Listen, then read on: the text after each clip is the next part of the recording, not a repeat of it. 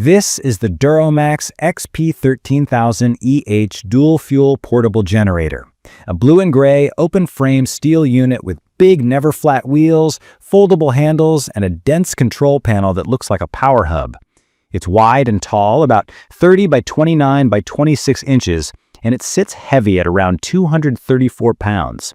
The frame feels rugged, the tires are chunky, and the panel is packed with outlets, a multimeter, and a large fuel selector you can grip with gloves. Visually, it screams job site tough, home backup ready. From my experience, the very first hurdle is assembly. The wheel and handle kit is simple on paper, but getting them on is a two-person job because you need to tip the unit onto padding without stressing the frame. I managed it solo with caution, but I don't recommend that. The tools in the box are okay, yet I hit an annoying snag. The battery cover bolts on my unit were stuck like they'd been painted over at the factory. I had to bring out my own tools and work them loose. That was my first hint that quality control can be hit or miss. Once it's all together though, the generator feels like a tank. The handles give you leverage, and the wheels roll fine on concrete and compact dirt. Just don't confuse portable with light. Moving it around a garage is one thing, lifting it into a truck bed is a different story, and in my opinion, a team job with a ramp. Key features that sold me were the dual fuel setup, the 50 amp 120 240V outlet for a home transfer switch, the electric start, the CO sensor, and the hour meter. The outlet spread is generous. You get that 50 amp for whole home use, a 120 240V 30 amp twist lock, a 120V 30 amp twist lock, and standard 120V GFCI household outlets. The multimeter is useful because it shows voltage and frequency and logs runtime so you can time your oil changes. The engine is a 500cc four-stroke that claims 13,000 starting watts and 10,500 running watts, and the gas tank is large enough for real work. The panel layout is straightforward, and the big fuel selector makes switching between gasoline and propane simple. When I wired it to a 50 amp transfer switch and simulated an outage, it delivered. It handled my central AC starting up, plus 2 refrigerators, a freezer, lights, and a microwave. No sputter, no flicker, just steady power. If you've never used a transfer switch, it's a dedicated, code-friendly panel that lets you safely route generator power into selected house circuits. No extension cord spaghetti, no dangerous backfeeding.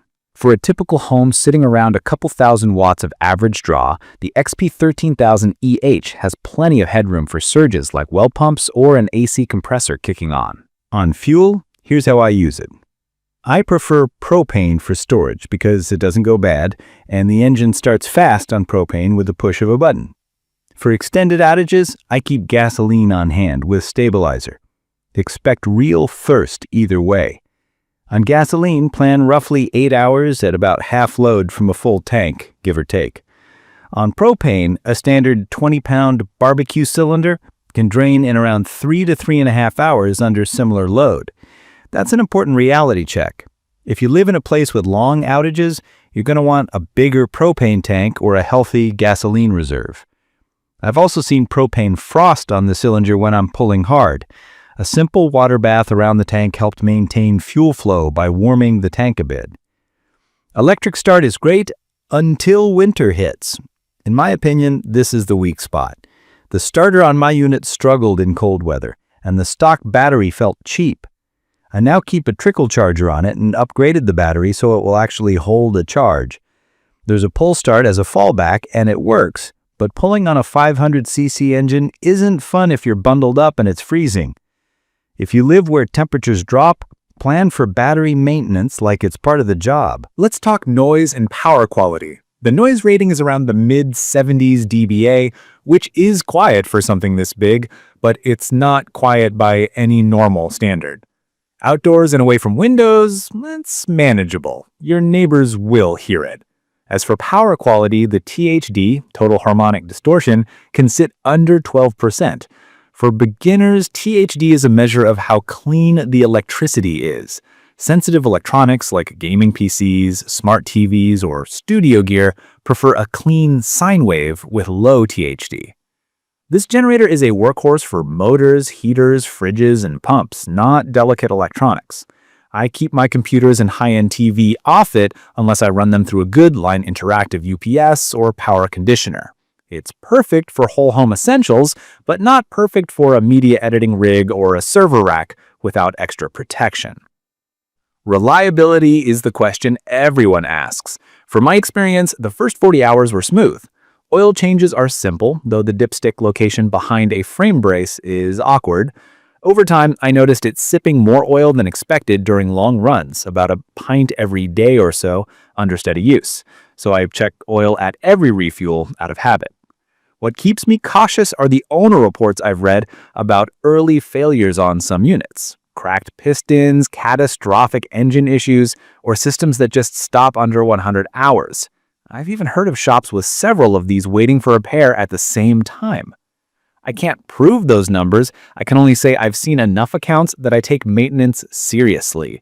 I run it monthly, let it get up to temperature, and I keep a log of runtime, oil changes, and spark plug checks.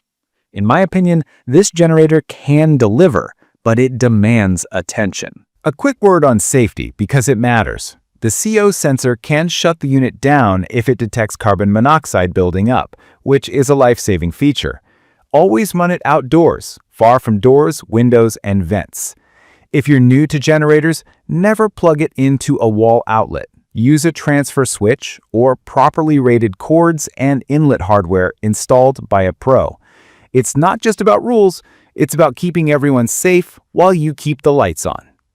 On portability, the wheels and handles do their job, and the frame is easy to grab from different angles. Still, at 234 pounds, this is not a one-person lift.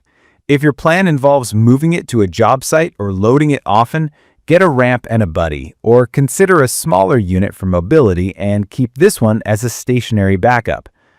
In my opinion, the XP13000EH shines when you need big, simple power with fuel flexibility. It's perfect for running a house through a transfer switch, powering a job site with heavy tools, or keeping a well pump and large AC alive during a heat wave. The dual fuel option reduces stress about stale gas, and the 50-amp 240V outlet means fewer compromises on what you can run at the same time. The flip side is the noise, the fuel appetite, and the fact that power quality isn't ideal for delicate electronics. The other wild card is long-term reliability. I treat mine like a strong worker that needs a careful supervisor. I'd recommend this for homeowners who want whole home capacity during occasional outages, contractors who need a lot of wattage on a temporary project, and anyone who values propane storage and the convenience of an electric start, provided you're willing to keep the battery maintained and do regular checkups. If you rely on sensitive electronics, or you want something whisper quiet and ultra clean, I'd steer you to an inverter generator instead, or pair this with a solid UPS for your office gear. If you need absolute certainty for frequent long outages and you don't want to wrench or watch oil levels closely, you might be happier with a unit known for lower THD and a track record of long-hour reliability, even if it costs more. From my experience, owning the XP13000EH is a trade-off. The power is real and the versatility is valuable, but you carry a little anxiety about longevity in cold weather starts.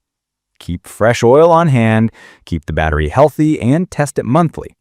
If you treat it like a serious machine instead of a set-and-forget appliance, it can pay you back when the grid drops.